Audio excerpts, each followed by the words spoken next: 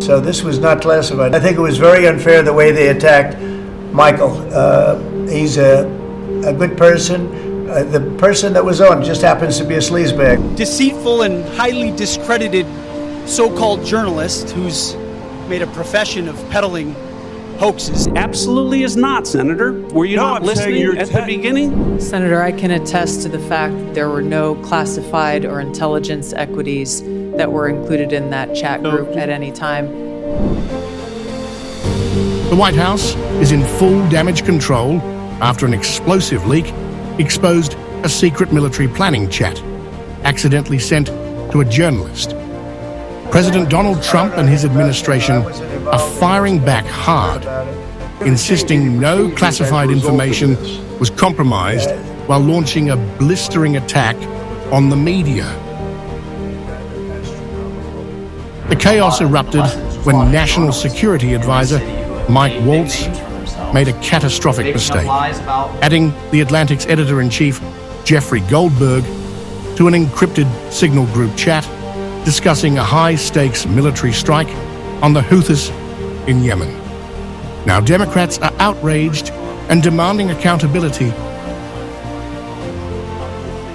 Dubbed Leak-Gate, the scandal ignited on March 11th when Waltz mistakenly invited Goldberg to the Houthi PC small group chat, an inner-circle discussion featuring Vice President J.D. Vance, Secretary of State Marco Rubio, Defense Secretary Pete Hegseth, and CIA Director John Ratcliffe.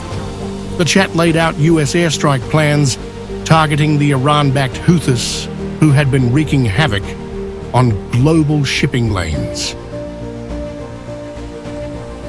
Within hours, Goldberg's bombshell report in The Atlantic put the administration's military playbook on full display, forcing the White House onto the defensive. Waltz, speaking to Fox News, took full responsibility, but slammed critics for downplaying the threat. I take responsibility. I built the group. So look, that's the part that we have to figure out, and that's the part that we embarrassing. Yes, but Pete and I are veterans. We know these operations. He has been an excellent Secretary of Defense, and this was an operation that, it amazes me. I guess the Democrats were fine to leave all the sea lanes shut down. We're fine to have destroyers fired on dozens of times by this terrorist group, and fine to have Iran keep supplying them missiles. Waltz doubled down, arguing that the strikes crippled Houthi air defenses and reopened critical sea lanes, hitting back at what he called democratic inaction. Meanwhile, in the cabinet room, President Trump dismissed the uproar as media hysteria, calling the leak a minor hiccup in an otherwise flawless operation. This certainly will look at this, but the main thing was nothing happened. The attack was totally successful. It was, I guess, from what I understand, took place during, and it wasn't classified information. So this was not classified. Now, if it's classified information, it's probably a little bit different. But I always say you have to learn from every experience. I think it was very unfair the way they attacked Michael. He's a good person. The person that was on just happens to be a sleazebag, so maybe that's just coincidence, I don't know. As Trump brushed off the controversy, Waltz vowed a deep dive investigation, and he's bringing in tech mogul Elon Musk to track down how the breach happened. We're going to get to the bottom of it. I just talked to Elon on the way here. We've got the best technical minds looking at how this happened, but I can tell you for 100%, I don't know this guy. I know him by his horrible reputation. Defense Secretary Pete Hegseth, unfazed by the backlash, turned the focus back to the success of the mission, insisting that the strikes were devastatingly effective. First, all I would say is the strikes against the Houthis that night were devastatingly effective. and I'm incredibly proud of the courage and skill of the troops.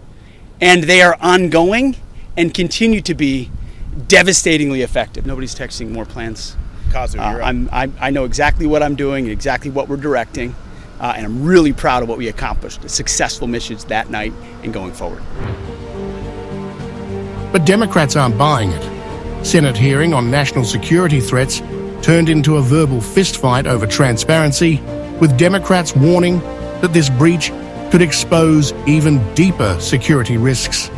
And Trump's intel top brass, Tulsi Gabbard, Kash Patel and CIA Chief Ratcliffe, giving it back to shouting Democrats on every point they made. You are the CIA director, okay? This has happened. We know it's happened. Did Jeff Goldberg somehow, did he create a hoax that allowed him to become part of this signal thread? Please answer the question. You don't insult the intelligence of the American people. Did he invite himself to the signal thread? I don't know how he was invited, but clearly he was added. Clearly it was. Finish your sentence, please. Clearly he was added to the signal group. Your question is... You don't know that the president's national security advisor invited him to join the signal thread? Everybody in America knows that. Does the CIA director not know that? I've seen conflicting reports about who added the reporter to the signal message. It absolutely is not, Senator. Were you not listening at the beginning? No. When I said that I was using it as permitted, it is permissible to use. I agree that... Mr. President, you asked about lessons. I think Yet, there's a lot of Trump is unapologetic, standing firmly behind Waltz. He refuses to blame human error and is instead pinning the issue on signal's security flaws. While the White House considers limiting its use of encrypted apps, it has no plans to abandon them completely. As the administration launches a full-scale probe, the White House is pushing back hard, painting Goldberg as the villain, and the mission as an undeniable success. The message from Trump's camp: the Houthis were hit hard, the operation was flawless, and the media is just out for blood. But critics say this was a reckless blunder with catastrophic implications.